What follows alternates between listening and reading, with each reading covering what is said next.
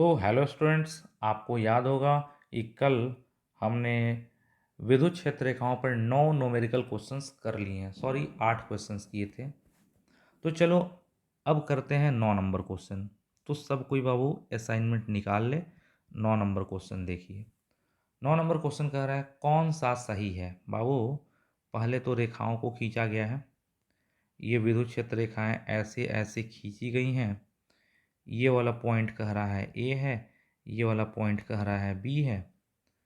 बाबू विद्युत क्षेत्र रेखाएं ऐसे हैं। विद्युत क्षेत्र रेखाएं बाबू ऐसे निकल रही हैं। ये पॉइंट ए है, ये पॉइंट बी है। और यहाँ पे कह रहा है कि यहाँ पे इलेक्ट्रिक फील्ड ए पर है ई ए और बी पर है ई बी। बी पॉइंट पर इलेक्ट्रिक फील्ड ई बी है, ए पर ई ए है। तो कौन सा ऑप्शन सही है? अच्छा, एक छोटा सा बात बताओ। पहला ऑप्शन दिया है बाबू E A is equal to E B, यानी ए पर इलेक्ट्रिक फील्ड बराबर बी पर इलेक्ट्रिक फील्ड। बी नंबर कह रहा है E A is greater than E B, A पर इलेक्ट्रिक फील्ड ज़्यादा है, बी पर कम है। सी नंबर कह रहा है E A is less than E B. और बाबू डी नंबर कह रहा है ई ए बराबर ई बी बराबर 0।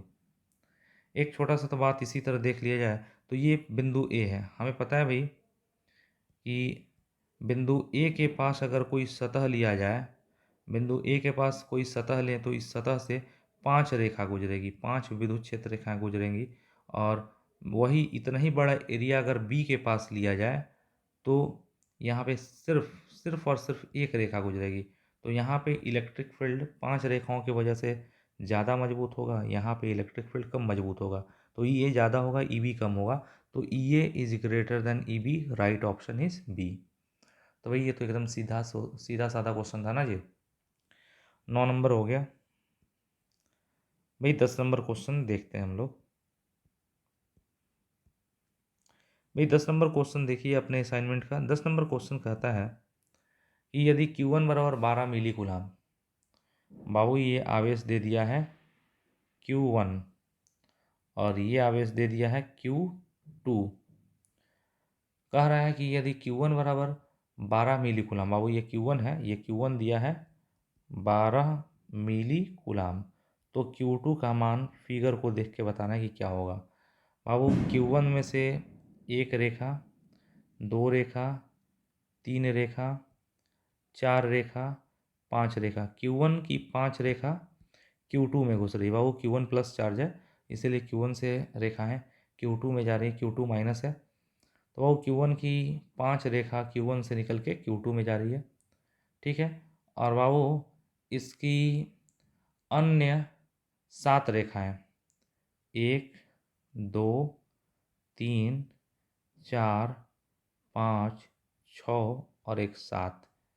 Q1 की बाबू 5 रेखाएं 1 2 3 4 5, Q1 की 5 रेखा Q2 में जा रही है, लेकिन Q1 की 7 अन्य रेखाएं हैं जो अनंत पर चली जा रही है, टू इन्फिनिटी ना जी। तो बाबू Q1 ज़्यादा आवेश है, ये तो क्लियर है। Q1 अगर ज़्यादा आवेश होगा तो ये ज़्यादा है और ये कम है, तभी तो इससे ज़्यादा रेखा निकल रही है। और कुछ रेखा Q2 में चली जा रही है और जो ज़्यादा एक्स्ट्रा चार्ज है तो उसके कारण जो एक्स्ट्रा रेखाएं निकल रही हैं वो अनंत तक चली जा रही हैं। तो कह रहा है कि अच्छा एक बात बताओ, Q1 से टोटल कितना रेखाएं निकली? तो हाई बाबू है, हाई 5 गो है और 3 3 6 और एक 7, 5 और 7 मिला के 12। Q1 से टोटल 5 3 8 एक 9 9 3 12। Q1 से 12 रेखा निकली, लेकिन Q2 में कितनी प्रवेश कर रही है? सिर्फ Q2 में 5 प्रवेश कर रही है। तो कह रहा है कि यदि Q1 12 मिली कूलाम हो तो इस फिगर में Q2 क्या होगा? हम पढ़े बाबू Q1/Q2 बराबर N1/N2। Q1/Q2 और N1/N2। तो Q1/Q2 बराबर N1।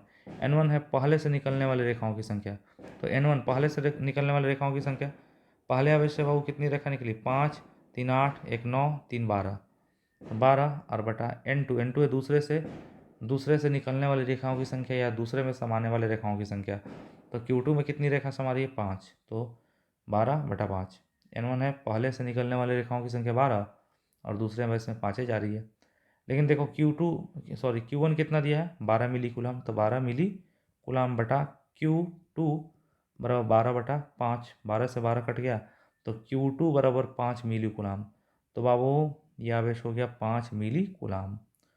तो हमको पता चल गया भाई Q2 क्या हो जाएगा, दूसरा आवेश 5 मिली कूलाम। चलो भाई 10 नंबर भी हो गया। असाइनमेंट का 11 नंबर क्वेश्चन कह रहा है फिगर में पॉइंट P पर इलेक्ट्रिक फील्ड की दिशा बतानी है।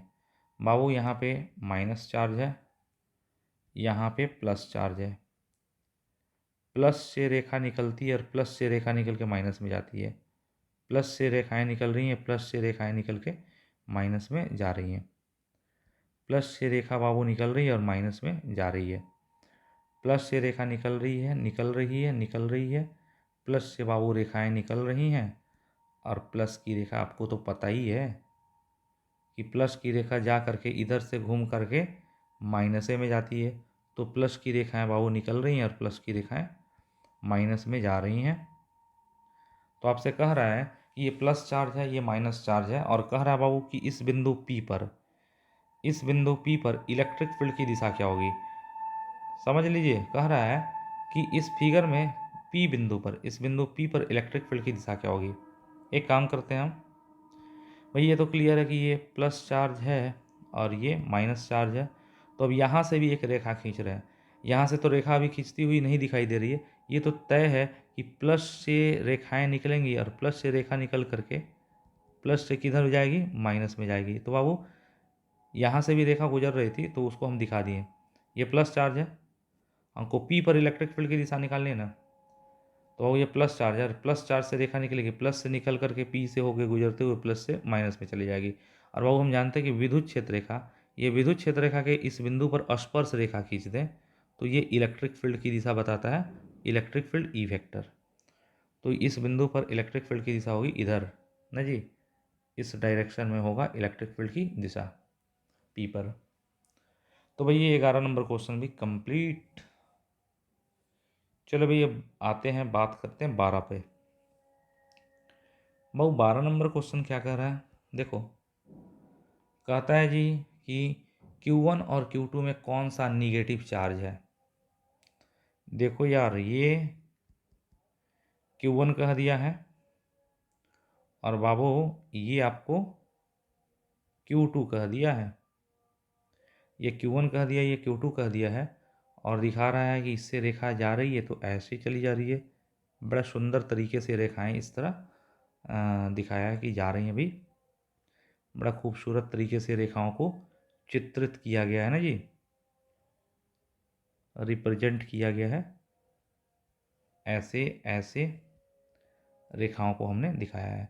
और बाबू तुम अगर ध्यान दो तो इस तरह रेखाएं निकल रही हैं, निकल रही हैं, निकल रही हैं और इसमें जा रही हैं। तो बाबू एकदम फिगर यही है, ये चार्ज है बाबू क्या, Q1, ये है चार्ज आपको Q1 और ये चार्ज है बाबू Q2। ध्यान देना, कह रहे ये Q1 है और ये Q2 है, तो इसमें कौन सा निगेटिव चार्ज है, Q1 और Q2 में कौन सा निगेटिव है। बाबू Q1 से देखो तो Q1 से अगर रेखा निकल रही है, ये इस चार्ज से अगर रेखा निकल रही है, ये निकल रही है, निकल रही है, निकल रही है, सब इससे निकल ही रही है, तो ये प्लस चार्ज है, पॉजिटिव चार्ज है ना जी। तो बाबू अगर थोड़ा सा ध्यान दें तो अगर इस चार्ज से देखा जाए तो रेखाएं क्या हो रही हैं, निकल रही है, निकल रही है, निकल रही है, सब निकल रही है, तो ये पॉजिटिव चार्ज है। और बाबू इसमें आके समा रही है, इसमें आके समा रही है, तो Q2 क्या होगा, निगेटिव चार्ज होगा। तो कौन निगेटिव होगा, Q2 निगेटिव होगा। तो यहाँ पे निगेटिव चार्ज कौन होगा बाबू, निगेटिव चार्ज होगा आपका Q2। ओके, राइट आंसर आपका Q2 हो जाएगा। 12 नंबर भी बाबू कंप्लीट, बेहद आसान क्वेश्चन था भाई। अगर बात करते हैं 13 नंबर क्वेश्चन की, तो 13 नंबर क्वेश्चन भी देख लीजिए भाई। 13 नंबर क्वेश्चन कह रहा है कि विद्युत क्षेत्र रेखाएं ऐसे हैं, ऐसे हैं, ऐसे हैं, ऐसे हैं, और बाबू एक पॉइंट ए है, दूसरा पॉइंट बी है, इस तरह डॉटेड दिखा दिया है। बाबू ये विद्युत क्षेत्र रेखाएं हैं, विद्युत क्षेत्र रेखाएं हैं, और एक पॉइंट ए है, दूसरा पॉइंट बी है, और आपको कह दे रहा है ए पर इंटेंसिटी कितनी है, ई ए, और बी पर तीव्रता है, ई बी। और बाबू देखो ये नॉन यूनिफॉर्म फील्ड है, यूनिफॉर्म नहीं है, नॉन यूनिफॉर्म, ये एक नॉन यूनिफॉर्म फील्ड है और समान क्षेत्र है जिसमें ए पॉइंट है, बी पॉइंट है। यहाँ पे रेखाएं बाबू पास पास हैं ए पर, और बी पे दूरी पर चली गई हैं। ये रेखाएं दूरी पर चली गई हैं और ए पर पास है ना जी। तो कह रहा है कौन सा ऑप्शन सही है। ए नंबर, ई ए यानी electric field at A is equal to electric field at B, E A बराबर E B. B number, E A is greater than E B. C number, E A is less than E B. और D number है बाबू none of this. एक छोटा सा बात बताओ, यहाँ पे इतने एरिया में 4 रेखा गुजर रही है बाबू। इस ए बिंदु पर, इस ए बिंदु पर इतने ही एरिया में, इतना ही जो एरिया खींच रहे हैं उसमें 4 रेखा गुजर रही है। और इतना ही बड़ा रेखा, इतना ही बड़ा एरिया बाबू बी पर खींचे, इतना ही बड़ा एरिया खींच रहे हैं बी पर। तो अब इस एरिया से 2 ही रेखा गुजर रही है ना जी, 2। तो यहाँ पे ई ए ज़्यादा होगा, ई बी कम होगा। इलेक्ट्रिक फील्ड का स्ट्रेंथ ई ए ज़्यादा होगा और ई बी कम होगा, तो E A is greater than E B. Right option is B. Okay, तो भाई यहाँ पे हो जाएगा राइट ऑप्शन आपको बी नंबर ना। अब देखो भाई 14 और लास्ट क्वेश्चन। भाई 14 नंबर क्वेश्चन आपको कह रहा है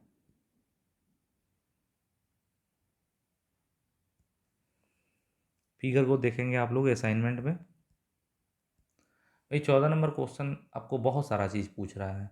कह रहा है कि find Q1 by Q2, Q1 बराबर इतना तो Q2 बराबर कितना होगा। ये सब सब चीज़ पूछ रहा है। देखो पहले जो फिगर है उसको बना देते हैं, ठीक है बाबू। ये वाला है Q1 और ये वाला है जी Q2। बाबू ये Q1 है और ये Q2 है। बहुत अच्छा, ये Q1 ये Q2। Q1 से बाबू देखो थोड़ा सा ध्यान दोगे, Q1 से रेखा पहली निकल करके एक रेखा Q2 में गई, फिर इधर Q2 में गई, 2 रेखा हो गई, ये 3 रेखा। और बाबू एक और 4 रेखा इधर हो गई, और फिर इधर 5 रेखा, 6 रेखा और एक 7 रेखा। और वही 3 गो नीचे बा और 3 गो ऊपर, 3 3 6 और बीच में 7। Q1 से 7 गो रेखा बाबू Q2 में गई, और 5 गो रेखा और निकल रही है। एगो इधर निकल रही है, इधर 2 गो निकल पा रही है, और इधर भी 2 गो निकल पा रही है। तो बाबू इस Q1 से देखो, तो Q1 से कितनी रेखा निकली। Q1 से इधर निकली 1 2 3 4 5, इधर 5 और इधर 7, 5 7 12। तो Q1 से निकलने वाले रेखाओं की संख्या, नंबर ऑफ लाइन्स N1 हो गया बाबू। 7 इधर 7 और 5, 7 5 12 लाइन्स। और इसमें कितनी रेखाएं समाई, नंबर ऑफ लाइन्स N2 कितना हो गया, बस 3 3 6 और एक 7 7। तो बाबू और सही पूछो तो Q1 से रेखाएं निकली हैं तो ये पॉजिटिव चार्ज है। तो Q1 से रेखाएं निकली हैं तो ये पॉजिटिव चार्ज है, और इसमें रेखाएं समाई हैं तो निगेटिव चार्ज है।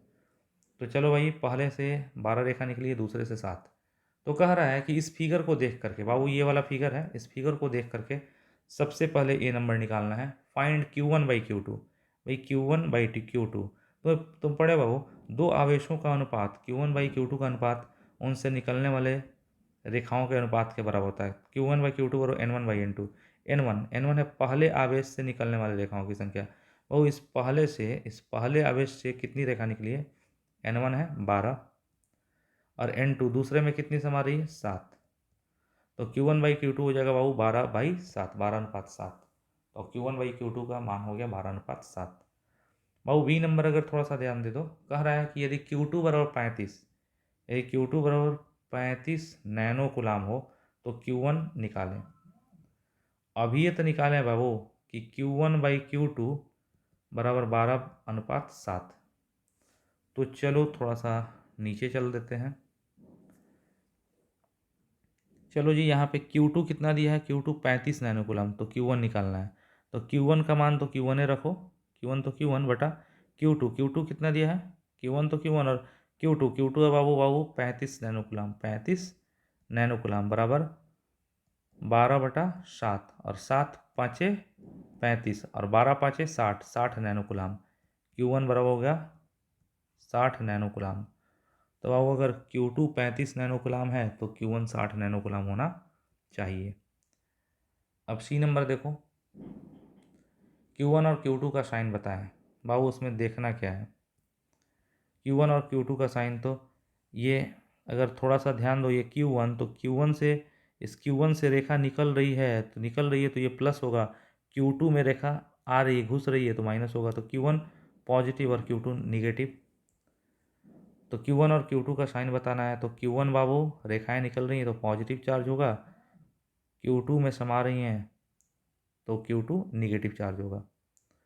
डी नंबर देखें, क्या इलेक्ट्रिक फील्ड यूनिफॉर्म है? बाबू यूनिफॉर्म फील्ड कब होता है? जब रेखाएं समानांतर होती हैं, जब विद्युत क्षेत्र रेखाएं बाबू एक दूसरे के समानांतर होती हैं और समान समान दूरी पर होती हैं रेखाएं, तो फील्ड यूनिफॉर्म होता है। यहाँ पे तो बाबू फिगर में ही पता चल जा रहा है कि फील्ड यूनिफॉर्म नहीं है, क्योंकि यहाँ पे दोनों आवेश हो बाबू, यहाँ पर तुमको दोनों आवेश हो, दोनों आवेशों के बीच जो रेखाएं हैं समानांतर और समान समान दूरी पर थोड़े, समानांतर नहीं है, तो फील्ड यूनिफॉर्म नहीं है, नॉन यूनिफॉर्म है ना जी। बहुत अच्छा। तो क्या फील्ड यूनिफॉर्म है?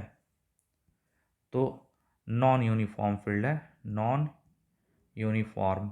और यूनिफॉर्म होता तो ऐसा होना चाहिए, लेकिन ऐसा तो है नहीं, ऊपर में फील्ड नॉन यूनिफॉर्म है। ई नंबर है भाई, ई अनंत को छोड़कर न्यूट्रल पॉइंट। बाबू न्यूट्रल पॉइंट किसको कहते हैं? जहाँ इलेक्ट्रिक फील्ड क्या होता है? जीरो। जिस बिंदु पर इलेक्ट्रिक फील्ड जीरो होता है उसको कहते हैं न्यूट्रल पॉइंट।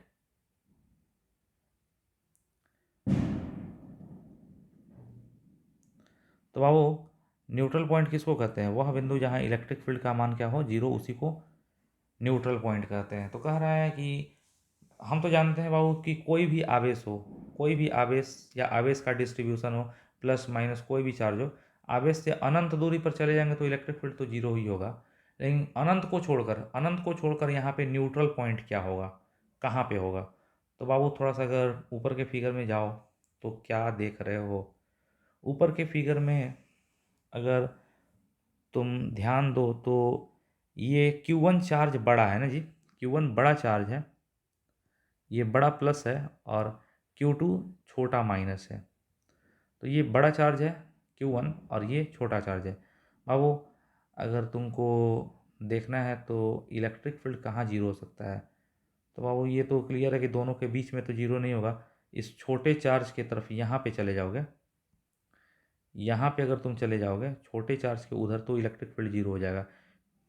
देखो किस तरह इलेक्ट्रिक फील्ड यहाँ पे जीरो होगा। बाबू तुमको पता है ना कि ये Q1 बड़ा चार्ज है, Q2 छोटा चार्ज है, ये प्लस है ये माइनस है, Q1 प्लस था, Q2 माइनस था, बड़ा था ये छोटा था। बाबू अगर छोटे से उधर जाओगे तो यहाँ पे इलेक्ट्रिक फील्ड जीरो हो सकता है, यहाँ न्यूट्रल पॉइंट मिल सकता है। क्यों? क्योंकि यहाँ पे इलेक्ट्रिक फील्ड निकालने के लिए प्लस चार्ज रखेंगे, तो ये पहला प्लस इस प्लस को क्या करेगा, ये प्लस इस प्लस को विकर्षित करेगा, तो इसके कारण इलेक्ट्रिक फील्ड होगा इधर E A। ये प्लस बाबू इस प्लस को विकर्षित करेगा, ये इलेक्ट्रिक फील्ड होगा, और ये माइनस इस प्लस को क्या करेगा, ये माइनस इस प्लस को आकर्षित करेगा, इस माइनस के चलते इलेक्ट्रिक फील्ड होगा EB। और बाबू अगर EA और EB बराबर और विपरीत हो जाएं जिस दूरी पर, तो जितना फील्ड उधर उतना फील्ड इधर, तो एक दूसरे को बैलेंस कर देंगे और इलेक्ट्रिक फील्ड क्या हो जाएगा, जीरो, और यहाँ पे हमको न्यूट्रल पॉइंट मिल जाएगा। तो क्या अनंत को छोड़कर के न्यूट्रल पॉइंट मिल सकता है? हाँ मिल सकता है। Q2 के दूसरी ओर, Q2 के दूसरी ओर यानी निगेटिव चार्ज के ठीक बगल में हम जाएंगे तो वहाँ न्यूट्रल पॉइंट मिल जाएगा। बाबू ये बड़ा चार्ज है, बड़ा चार्ज के कारण दूरी पर इलेक्ट्रिक फील्ड थोड़ा कम होगा, और ये छोटा चार्ज है जिसके कारण नज़दीक में इलेक्ट्रिक फील्ड जा करके कंपनसेट कर पाएगा ना जी।